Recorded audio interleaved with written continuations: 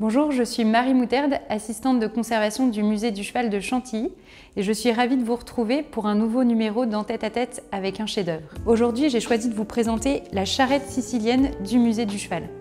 Elle a été fabriquée en 1857 par Arturo Vittoria Artellini et elle est composée de divers matériaux, du bois sculpté et peint, des métaux et du cuir pour les éléments d'attelage.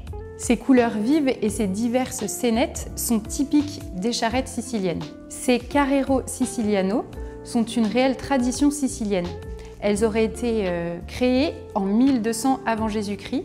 Ce sont les Grecs qui ont importé cette tradition en Sicile. Elles sont utilisées lors de processions pour des manifestations de folklore, comme les carnavals par exemple. Un cheval est attelé pour cette charrette avec des harnais très colorés, en tissu, en cuir.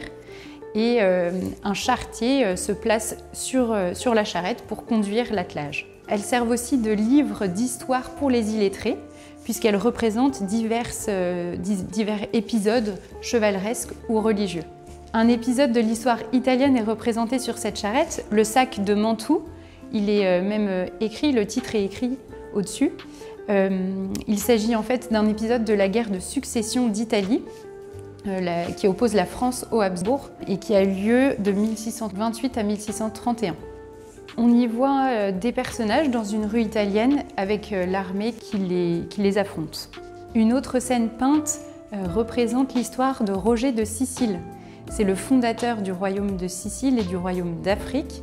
Il a vécu au XIIe siècle. C'est le fils du premier comte normand de Sicile. Et il unifie en fait les territoires italiens et siciliens. Donc c'est un personnage important pour l'histoire de Sicile. Et je vous disais tout à l'heure que ces charrettes servent de livre d'histoire pour les illettrés.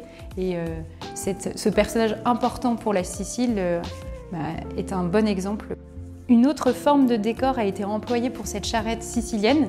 C'est le décor ajouré en métal qu'on voit en dessous du caisson. Il représente deux métiers importants, celui du maréchal ferrant et celui du forgeron. On repère un maréchal ferrant qui travaille le fer sur une enclume et un autre qui est en train de ferrer le cheval.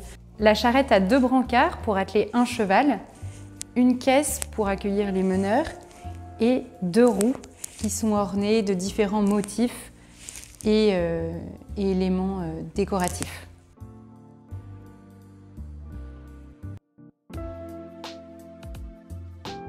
Vous pouvez retrouver cette magnifique charrette sicilienne dans la salle 5 du musée du cheval et tous les éléments en lien avec l'attelage dans le musée.